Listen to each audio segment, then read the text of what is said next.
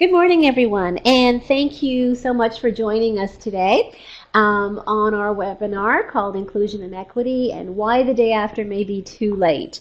We're very pleased today to have with us, we have Lee Downs, who is with Redwood and is our Senior ID and Communications Specialist.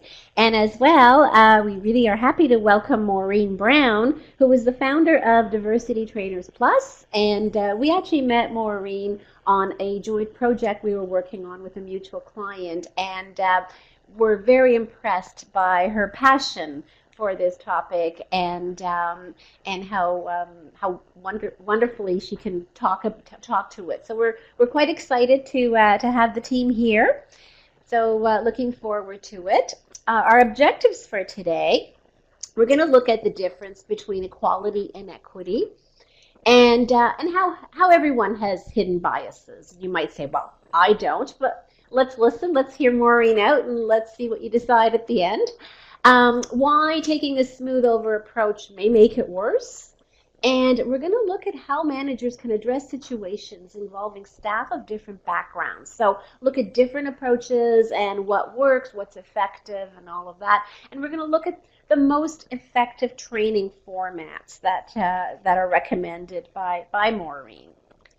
So we're really going to look at why is the day after so dangerous. And I'm sure a lot of you follow the news and you hear the Starbucks and the Nordstrom stories and everything else that's going on in the world.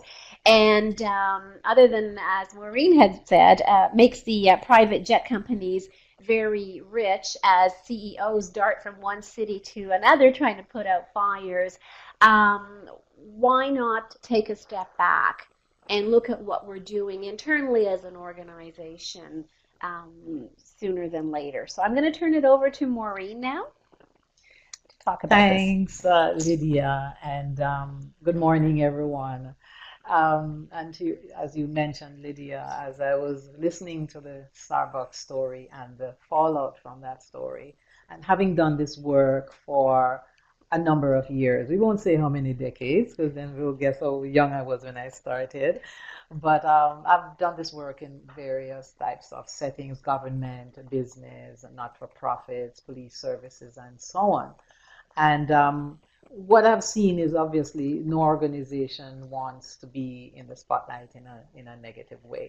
And so when Starbucks, who they had actually come out previously with their Race Matters initiative, where they invited their staff to have conversations with customers on matters of race. So they were trying, but then came this awful story where two black men were removed from one of their shops. And after that, there seemed to be just a spate of stories. Golf courses, one of the major universities, private universities in the U.S., a black student fell asleep in the common area, and the other student called security, and it was just getting crazy. And so I came up with this character I call the day before Wise Owl. And what we're going to be talking about today is the day before that event, that incident. What was life like?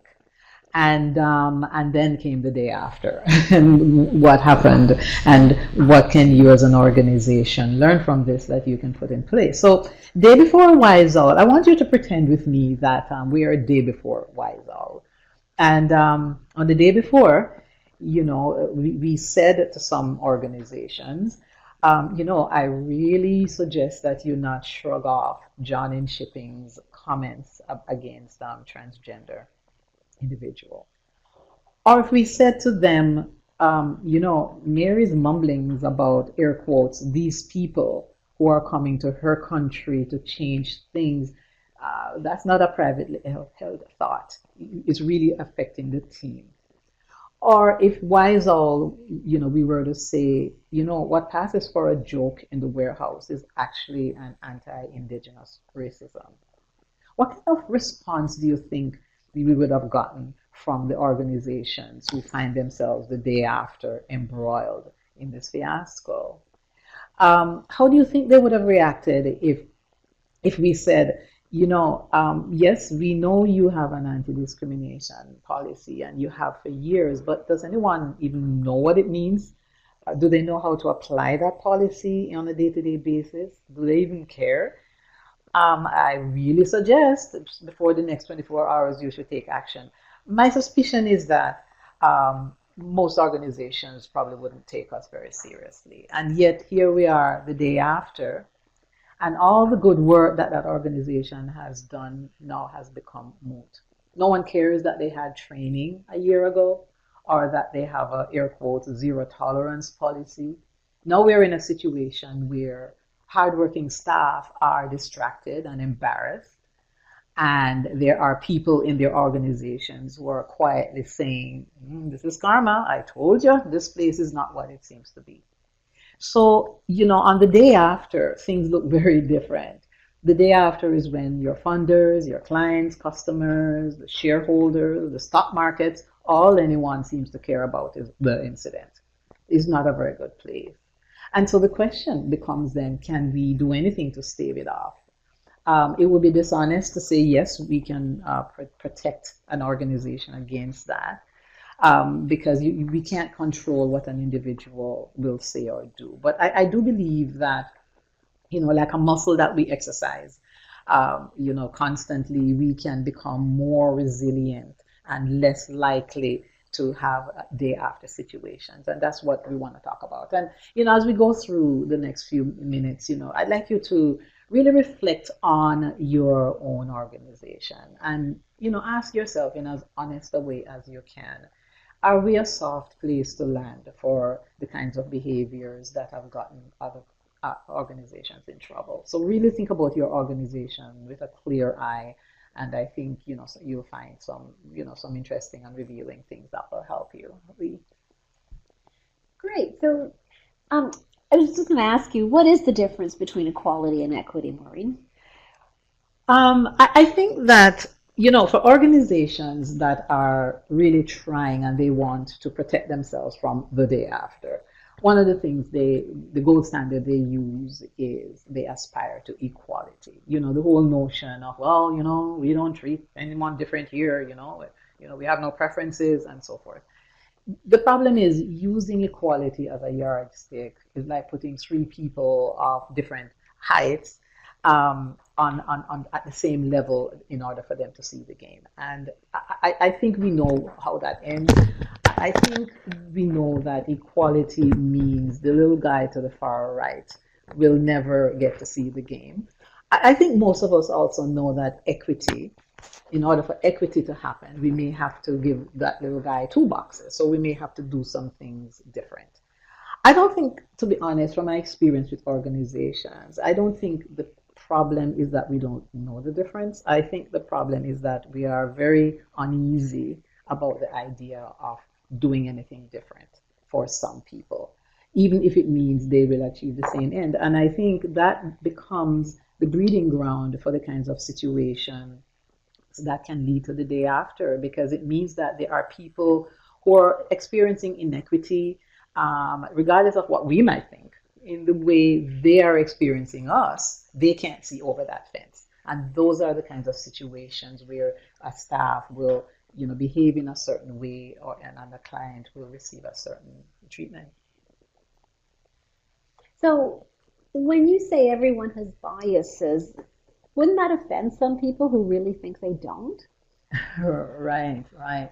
Um, as human beings, and we have yet to see anyone who will say, truly, I have no biases. Here's the thing. Um, I hate motels, the idea of a motel, all right?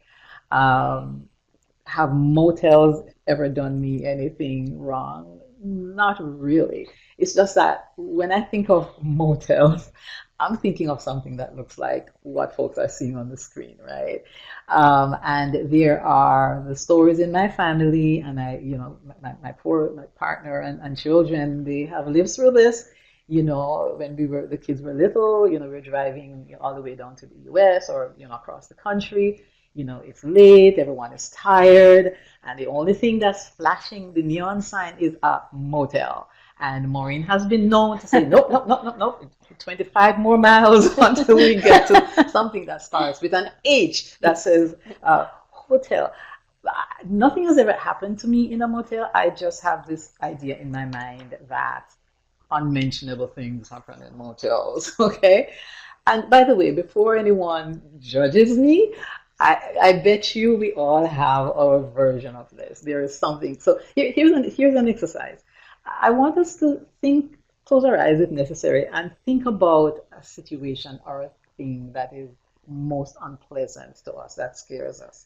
Think in terms of spiders, the dark, okay, ghosts, okay, roller coasters, all right. So you conjure in your mind that thing and sense the shudder that accompanies it. You know, what thoughts come to mind as you think about that thing, right? How do these thoughts make you feel? I know when I think of spiders, immediately I could feel my insides going, ah, because just, as an aside, I'm Jamaican by birth, and growing up as a child in Jamaica, you haven't seen spiders until you see Jamaican spiders, all right? Those suckers are huge. They look like crabs. And as a kid, I was terrified of them. So now even seeing a picture of one or hearing the word, certain feelings come to my mind. There are certain things you resolve that you'll never do when you encounter one of those again. Well, aside from ghosts, which I hope you never encounter those. Um, and there are certain things that will inform what you do the next time.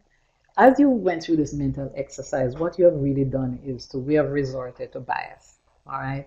A bias or a preference, sometimes we call them preferences because they don't sound quite as bad, but that's what they are. They're biases.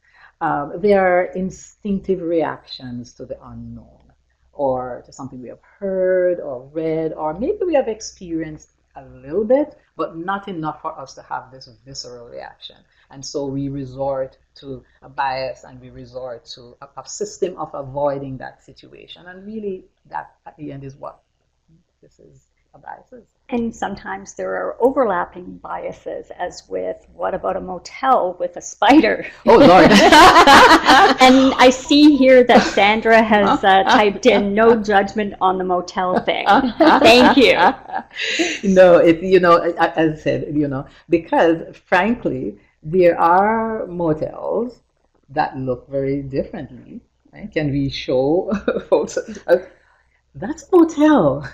All right, it's called the Key Colony Motel, sandy beach, beautiful pool. So, what is it in my instinct that when I heard motel, I didn't think of this thing? And that is the quandary and the conundrum about biases and the reason that they're so visceral and the reason they come out in times and places that we say, oh, did I say that type situation?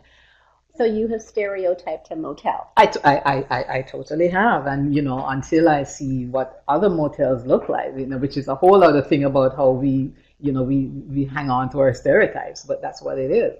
What bias activates is a concept I came up with called our diversity response cycle, or DRC. And it's based on research that indicates that when we have an input, that triggers a thought.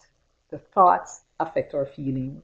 Feelings then flow into attitudes or behaviors. And then, as a finishing touch, there's a system in place that will either affirm the way we reacted or will cause us to go, oh, I better not. All right. So, in an organization, for example, if there is lack of clear policy, there is outdated training, there is weak accountability, there are behaviors that are accepted, people turn a blind eye to. All of that can be the system that affirms the thought process. And this all happens really, really quickly. And that is the thing about biases. They are sneaky little people. They remain hidden. Sometimes we don't even know we have them until we are in that situation that happens, and like out it comes. And they are nasty little things because in that situation, it may be the one where we are serving a client who looks a particular way that I associate with negativity. And so, yeah, that's how they can trigger day after situations. Absolutely. And so of course, most of us will say, okay, fine. So I admit, and I've heard people say, well, we all have our biases. And for me, that's good news and bad news. It's good news that we recognize it, but we have to be careful that we don't give them a soft place to land or pet them. They're not our pets. They're things that we want to really challenge. Um, and when Day Before Wiesel pointed to a discrepancy in what she saw in terms of what people were actually experiencing, it's actually based on research. Psychologists like Carl Rogers and others who talk about the way we respond to challenges, to our biases, being based on the gap between what they call the real and the idealized self. All right. So, according to psychologists and the smart folks who study this stuff, they have found that when there's a gap between the way we imagine ourselves to be and the way we actually are, we experience a kind of dissonance that's unpleasant to us. So the ideal self is this idealized version of who we think we are.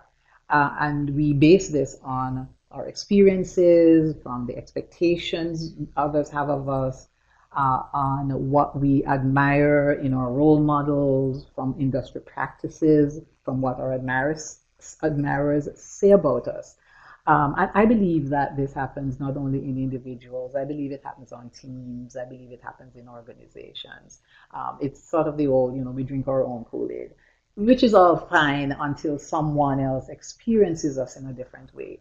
And then they may challenge us. We don't like it because that means there is a gap or sometimes a gaping hole. And when there is that gap, Columbia University's Tori Higgins, he describes it as self-discrepancy.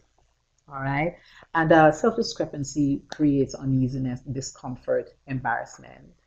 And so we do one of two things, sometimes both. We either cling to the idealized self and continue to believe we are open-minded, we are fair, we are comfortable with diversity, we are ready to do the right thing, and so on.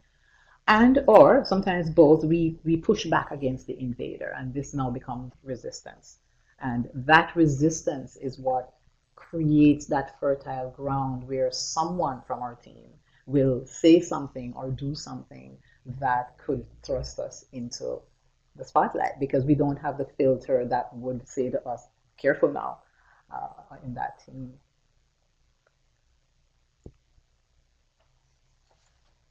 Great. Yeah. So, why would taking like a smooth over approach then be the wrong approach? Wouldn't that be the thing to do? So what we've just to sort of track what we've been saying, we have these instinctive biases that could become problematic when we encounter diversity. Then now we have the what do we do about them? And of course, when they get us, on the day after, there are three reasons why we should not simply rush to try to smooth it over. Don't rush to try to close this self discrepancy because it didn't get there overnight and it's not going to go away overnight. It's dealing with the reality. All right. So one reason why trying to rush to fix at a superficial level is that the aggrieved person, the person impacted by that behavior, they may acquiesce to whatever we are proposing as the solution, but deep inside, they're still hurt.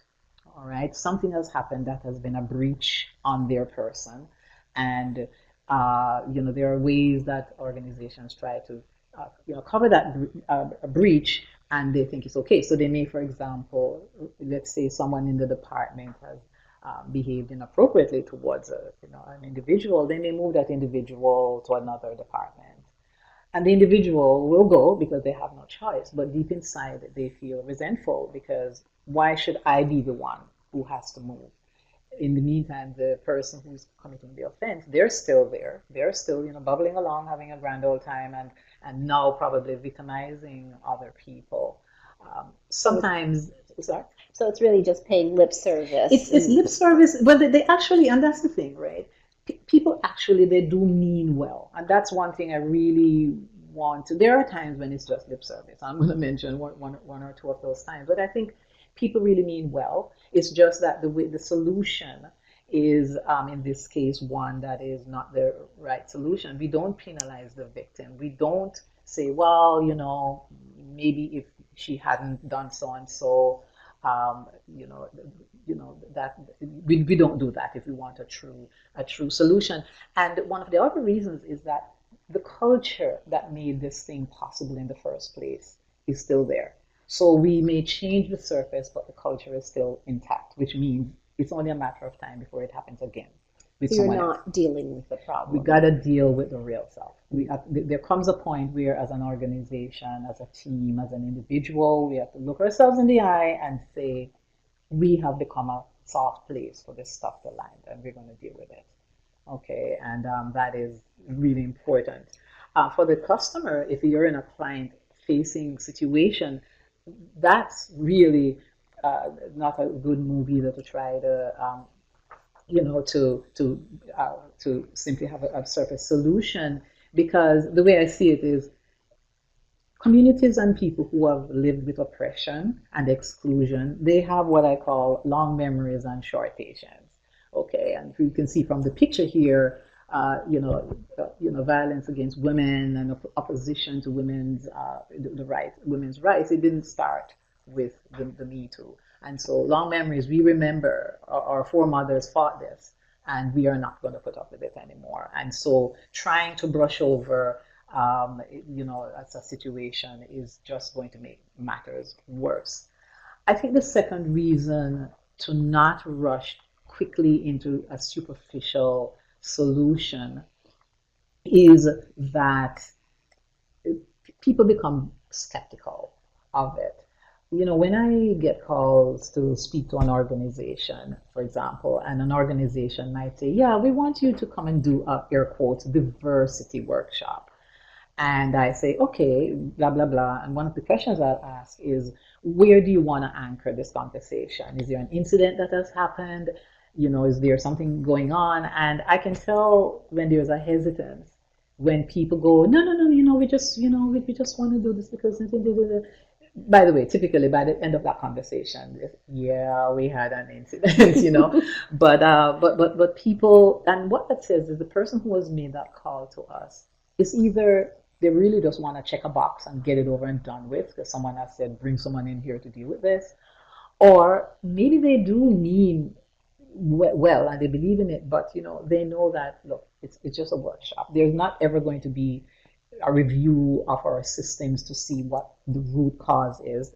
There's not going to be a new process for holding people accountable for their behavior. What we want is, air quotes, sensitivity training. People love that stuff, and we come in and we say, yeah, we have our biases and we're sensitive, but you know what? Sensitivity for me is the beginning. So now you have become, quote, sensitive, or have you? How sensitive can you get in 2 hours? Type thing. But anyway, on the day after, there is a lot more willingness to say, yeah, we need help, we have problems. And so the day after, why not deal with that stuff the day before? Before it's too late. Before it's too late. The day after is when you will find, for example, a CEO who will say things that get the company in even bigger trouble. They may say things that sound like they're justifying or excusing the behavior. They focus on the intent. Well, we didn't intend to do that, or Jack is, not a bad guy, and all of that can be really, really bad on the day after. And the final reason I believe that organizations try to kind of smooth over quickly and why it's not good is that maybe people want to do it, but they don't have the competence. They know they don't have the competence. And the construct I work with is intercultural competence, because it has both to do with me communicating with you, but also me looking within myself to see how I'm responding to your diversity. And as a qualified administrator of the Intercultural Development Inventory, it's a self-assessment tool that I really like because it helps me, a person, to see how they are navigating what they call below the waterline. Not the obvious stuff or my obvious reaction, but below. So for example, a couple examples along that continuum, maybe a person whose orientation is what we call denial. And if, as a manager, that's where I am, and where I am is where I am, but if I'm in that mode, it means that I will want to have a very superficial engagement with diversity, or I really just don't want to go there. Okay, that is different than, say, if a person lands on the minimization orientation, because what this means is, yes, I do want to deal with this, but the way I deal with it might be what I call the sandbox principle. So it's sort of like, well, why can't we all get along, play nice in the sandbox? The problem is that in those two settings, people whose lived experience with that team or that company happens to be different. They either feel ignored or they feel not heard. You can't understand why I won't play in the sandbox, never mind play nice. And these are the kinds of situations where people get fed up, and you can have a day after situation. So can you give us some tips on how managers can address these different situations with involving staff of different backgrounds? So I have, yes, I certainly, in the work I do, I've seen about, 3 or 4 that I think would be helpful. One is, and some of these, I'm not bringing something completely new off the moon, but I think sometimes we miss the basics and we let them slide and they pile up to a day after situation. So the first is take the situation seriously, all right? Uh, there are ways that we hide our discomfort with diversity challenges, and one of the ways might be we pretend we don't see, we pretend we don't hear, or we minimize what the person is saying, happened to them. Many, as we all know, of the hashtag Me Too situations, people had complained, and it just wasn't taken seriously. Maya Angelou puts it this way. She says, when a person shows you who they are, believe them. So if what you're seeing is what you're seeing, it is what you're seeing, deal with it. All right. The second tip I would say is reinforce and reward inclusive behavior. So, one way, yes, you have to have the rod, because people need to know, look, you are by the Human Rights Code, this will not be tolerated. But sometimes too, we should, I think, reward when people are doing the right thing. When you see someone who is crossing the floor to, so to speak, to engage a new colleague who is, air quotes, different, or who handled a situation in a way that was very appropriate given the cultural differences in the workplace, you want to reinforce that and reward it. I think that's a lot more effective too. In the long run, you see, the stick, and the Human Rights Code, for example, it has what we call the preamble, and then we have the rest of the code, right? And I love the preamble, and I call it the carrot and stick, because the stick says, on the basis of these 16 or 17 grounds, thou shalt not discriminate. If you do that, and we're going to throw the hammer at you. But the preamble creates this environment that says, in Ontario, in the case of our code in Ontario, our goal is to create an environment where everyone has that same equal access to being respected and to participate fully and so on. And really, if we reinforce right behavior, we technically don't need to, there wouldn't be any reason to get the book at someone. But as humans, like, we know that. But people like to know, what, that was a really good way you handled that situation, or, however you reward people. Absolutely. I think a third thing that a manager can do is to practice and communicate empathy, all right? Using their power, acknowledging the situation the person is in, and using their power to make a difference. The fourth thing that they can do is to walk the talk and make it very specific that discrimination, racist behaviors, sexist behaviors, homophobic behaviors, Islamophobic behaviors, anti-Semitic behavior, any form of behavior that is against an identity, you make it clear it will not be tolerated, and you walk the talk. That's important as well. One example I'm thinking of is recently we saw Roseanne Barr, the actress, her show was canceled because of some tweets she made against blacks and Muslims. And, apparently, according to the media, she commented that the sedative that she used for sleeping problems was what made her do it. Used to be the devil made me do it. Now it's Right. Ambien that That made was me do it. quite Yeah, and ridiculous. the maker of the drug said, listen, racism is not a known side effect of this drug, okay? So Which deal is with your great. stuff, which Yeah. I just loved it. But what observers are saying is that she had been making those kinds of comments. And it's kind of like, we all have someone in the workplace, they're funny, they're cute, we all love them, they're genial. And if Wise Owl ever were to say, careful now, there would be, oh, you're just being politically correct and so forth until the day after. Okay, so, and the last thing is lobby for a policy. And if you have a policy, please make sure that people see it not just as a piece of paper on the wall, but that they actually know what it means and they have opportunity to incorporate it into their everyday living. I just want to bring this back to a comment you had made about leadership and how Mm-hmm. leadership matters. It's so important. Mm-hmm. Mm-hmm. Absolutely. Yes, because leaders, ultimately people, and I can tell you countless situations where, leaders, they love to say, oh yes, in this organization, this is what we stand for, and equity and diversity.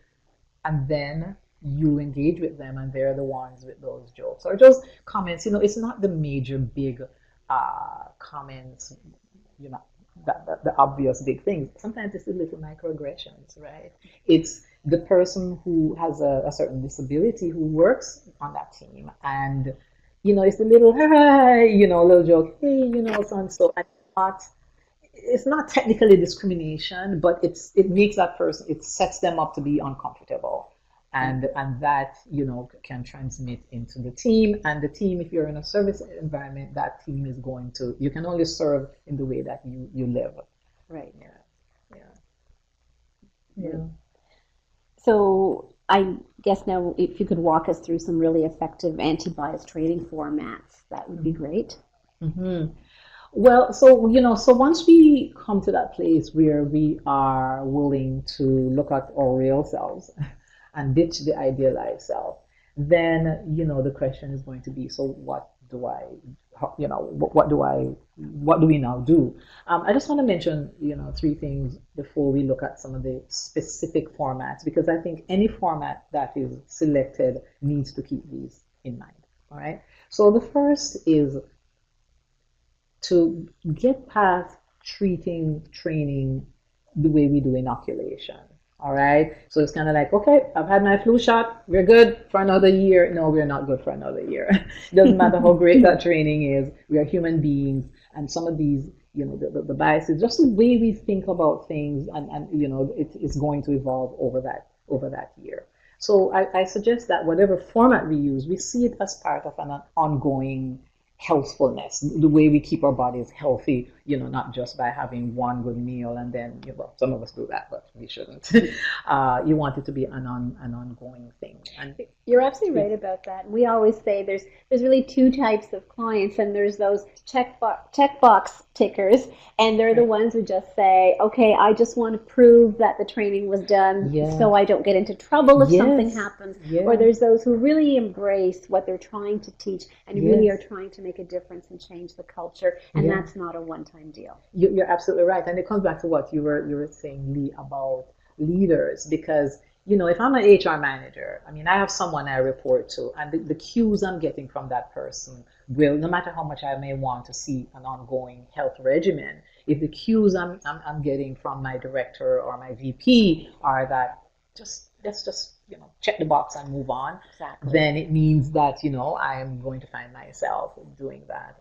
And what I'm doing is denying the organization that robust health that would decrease the possibility or the chances that I will have a day after situation. Absolutely. I think that we want to start with our vision, mission, value statement. Like, you take a look at that thing that we trot out at once a year. Really, what does it say we are? Does it even position this organization within the context of supporting inclusivity and so on? And then we work through our policies, and we go from there. So no, this is not an inoculation. The second tip I would say is label training right. Um, there's many ways we can refer to air quote diversity training. The problem when we use an omnibus catch-all, though, is that we are not clear on what we are trying to impart to the organization. And as such, we are not sure what people have taken away from this or what else we need to do if we are to build that robust health. So, I have a quote here from Luke Visconti at Diversity Inc. And he says, diversity training is not, air quotes, sensitivity training, it's competency training. Bigotry, biases, and offensive opinions expressed in the workplace or on Facebook drain productivity of other employees and sour your brand with customers. So I think what he's saying here is this sensitivity training? Are we just going to give you a quick and dirty so you can feel better about your day? Fine. If it is that, say it's that. Don't pretend as though that is actually going to shift anything in the way a person thinks. If we position it as competency training, for example, it means that, and I like to use that in my work. I said, listen, we're here to do this job. We're here to create an environment. So when we all come in, we all work to the best of our ability and go home. And for that, we need competencies, just the same as we need competencies to do our job. But we can label it as anything. Some people use it's an anti-oppression workshop, it's an anti-racist workshop, but that is a means to an end. Anti-racism, anti-oppression, for what purpose? Is it to make us more sensitive, or is it to change behavior? Is it to build respect? That's important, the way we label it. Even the title, I find, can make a difference. There was one organization that I did a very large training a project with, and it was an anti-racism training. And I'm telling you, it got to the point where I could tell as people are coming in from the door, you could see the backs against the wall because they felt, well, are you implying I'm racist? So I said to the client, let's call this something else. So we decided to call it racial equity, same training, racial equity. And the backs went down. Now they still push back at the content, but at least, I had a chance. You had some of their attention. It took that out of the way. And, while we're on the topic of labels, we also want to bear in mind that not all training is equal. The way things like pushback is handled in training is crucial to whether people gain from it even what they want. So, is the pushback because of ignorance? Is it because people are afraid? Is it that they are just resistant? Depending on what we sense is going on, then we address it as such. There's actually studies that say they claim training is useless because what they have found is more examples of the very behaviors after than they did before. But I believe it is because of misdirected training as opposed to training per se. If people are told, or the implication is you're going to this workshop because of a punishment for what you did wrong, or they feel, well, now we have to be politically correct now, so we can't. I remember one workshop, people said, yeah, I guess now we can't joke anymore in the workplace. And to which I said, what would make you think that?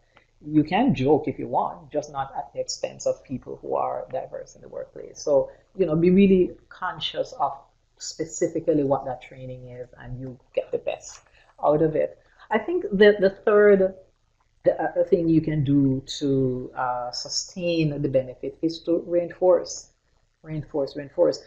Psychologists say that in-group reinforcement works even more powerfully than, say, when you're reinforcing from above. And so, for example, in one organization, we did this training with, and the leaders would send their staff to the workshop, but they themselves did not come. Okay? And so the question is, how are you going to be able to reinforce what people have learned if you do not yourself go through that process? And we saw it in the attitudes of some people in that workshop. Some didn't take it seriously, or some said, what's the point? When I go back to my supervisor and I try to put these things into action, they say, yeah, that's nice. Now, get on with with your job. The last thing about that, I think, is the need to equip people then to have these reinforcing conversations. Starbucks, again, is when they had the race matter. I actually think that was a brave thing to do, to say to the barista, because they train their baristas to be very engaging. How's your day? Yada yada yada. So why not talk about? So what do you think of what happened last night?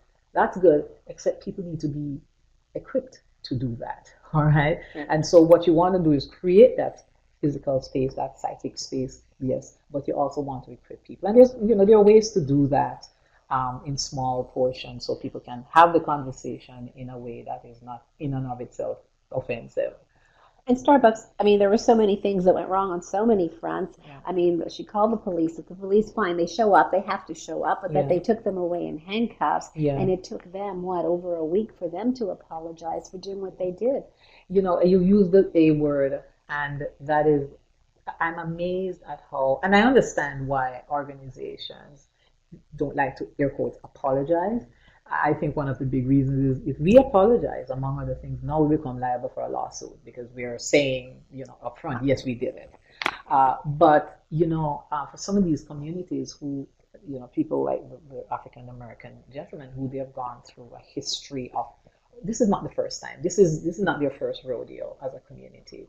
And they did apologize. Starbucks did. The CEO got on the corporate jet and apologized. He did. Because he realized the stock markets were going, not a good idea. And so, but why wait until it gets to that? So I don't know what the lawyer will say to you as to what you should say. But as a member of a racialized community myself, I find it very hard to feel ignored when something egregious happens and no one says anything.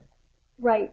What was interesting about this case as well, and you raised the point, Maureen, around, this is why the day after is important. What have you been doing? What have you been seeing within your organizations that are red flags? Mm-hmm. And the barista at this particular Starbucks had a history of within seconds picking up the phone. So it is not a one-time event that had been happening. And it was ignored. And it was ignored. I didn't see that, but that is really interesting because that brings the question. Sometimes people say, well, the behavior, it wasn't racism, it was something else. Here's the thing. Whatever behaviors they are that are generic, because we have these invisible biases and ways in which we see other people, it's only a matter of time before it is going to be an added trigger.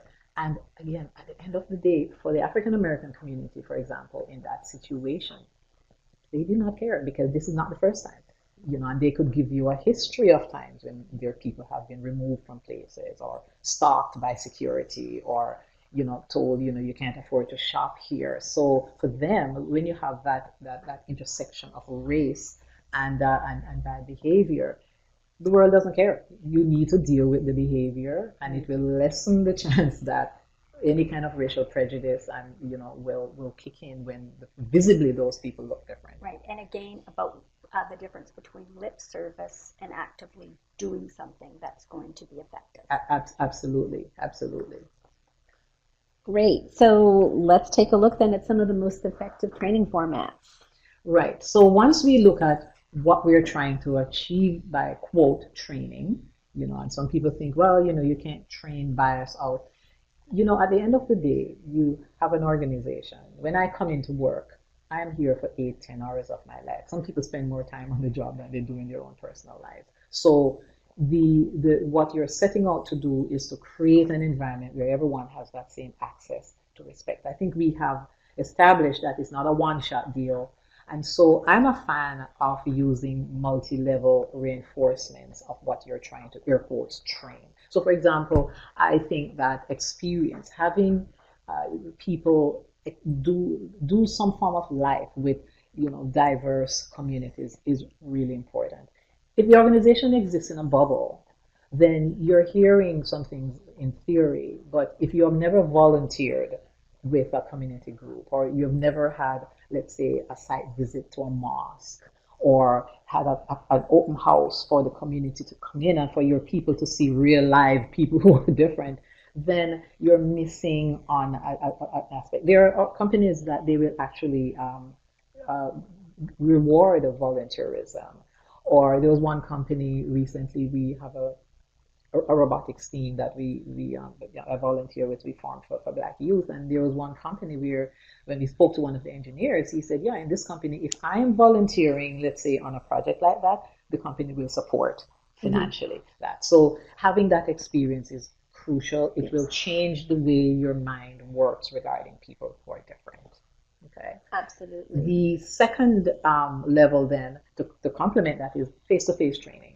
All right. And I know, some people think, well, workshop, and so, but yes, workshop. Having people in the room where they can have a conversation, you'd be amazed at what you find. I mean, I have been in training rooms when it's on the break when someone sidles up to me and says, there was one case where there was a gentleman and he was in an all-female department. And he sidled up to me and he said, I'm kind of getting tired of these PMS jokes, but he would never say it out. But having the conversation and hearing his colleagues say, "Oh yeah, we're one big family," and John is just one of us. And John in his head is going, "No, no, no, I'm not." And so when there was a conversation. One of the most poignant ones, some a woman came up to me and said, in her department, they had just hired a young Muslim woman, just out of school, and she wore a hijab. And she was with a staff of people who, more mature people. And people were saying, oh, what's that on your head? Why are you wearing that? Come on, take it off. Let's see your hair. Luckily there were no men around because it doesn't strike me that they would have even cared. Let's see your hair. Come on, take it off. And so the poor young woman, I mean, you're young, you're new, you're fresh. She took her hijab, her headscarf off. And then they said, oh, now there, look at how lovely your hair is. Why would you want to cover that up?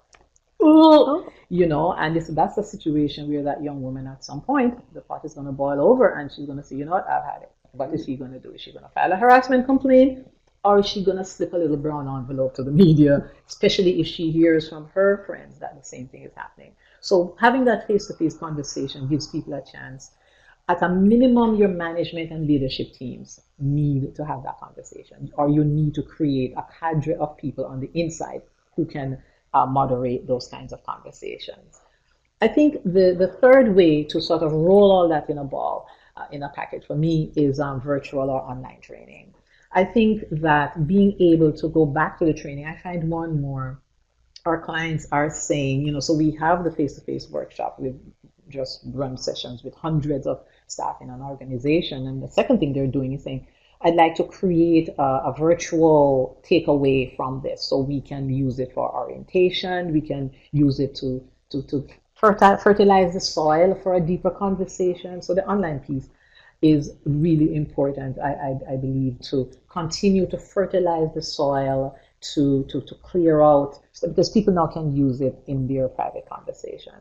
Um, a couple of things to bear in mind with online training. Number one, you do not use it as a replacement for, let's say, for example, face-to-face training. You use it to complement. You use it to start a conversation. You use it as an additional piece of bringing certain points to light. And of course, as a leave behind, you can continue with that learning. So that's important. And the way virtual is now, you can have it what's called synchronous learning, where you can interact with the facilitator, with your other colleagues. So in those cases, you can even use it as part of a workshop I as mean, well. as an online learning company, we are big, big believers in blended learning. So your Right, approach here makes total sense because it's much more powerful. right, Some online training can stand alone, but for the right, most part, when you're right, really trying to change an attitude and a culture, right. that sustainability is so important. That's And you right. have to get it from every direction and every Hmm. format. So it's really It's effective. really effective. No, I agree. And I know sometimes organizations, even with face to face or online for that matter, they say, well, there's a cost. How much does the day after cost? Those Exactly. costs are, and the day after is not always this giant, firestorm in the media, but many organizations are having their own private day after, their days after. It's in human rights complaints. It's in people who have quit while they're at their desk. So you want to use that. Um, Secondly, it does reinforce other training, and it's good when it comes with tools and activities that you can actually detract, that sort of take from that and apply them elsewhere. Okay. So yeah, that's what my thoughts are on this topic. I think that this is all about change. This is all about what will trigger an organization to take an honest look at itself and say, do we need to do something differently? And as we're seeing on the screen, someone coined this phrase: some change because they finally see the light, others change because they feel the heat. I love Okay, that. I love that because and the day after is the heat. And it's when a company or an organization, you have had some kind of day after scenario. It takes a while to rebuild faith, trust, and your morale and so forth. So it's not worth it to ignore it. So it's better to change because you have seen the light and proactively. And I would say that it's not just the day after about feeling the heat. Your organization has been feeling the heat for a while now, and if you can imagine the impact that has on people's engagement within the organization, which impacts their performance and productivity and how they interact with people. So this is an all-encompassing topic. Yes, absolutely. There's the expression of people who quit while they're at their desk. And when organizations don't take seriously or even try to engage and find out what's it like working here or what's it like doing business with us, and we go along because nothing has exploded. Nothing might explode in that single day when the cops get called, but you're losing whether business or you're losing people who are going to support your cause. So yes, the heat has been happening for a while, and what you want to do is convert that into light that enables you to, to have a better environment for everyone. Absolutely. Yeah. Thank you so much, Maureen and Lee. This has been very enlightening. I hope everyone enjoyed the webinar. Does anyone have any questions? Because we still have a few minutes left. As well, feel free to reach out to Maureen if you have any questions, and if you want a copy of this recording, please email me. I'll gladly send that to you as well. And if anyone has any questions, Maureen will be here for a little longer, and we're happy to take them. And Lydia will be sending a follow-up email. One of the questions was asked about an intercultural competency test that we would recommend, and we've committed to providing you some information around that as well in the follow-up. Intercultural competency. Yes. So it's similar to the IDI that I spoke to earlier. Yes. Yeah. Okay. Yeah.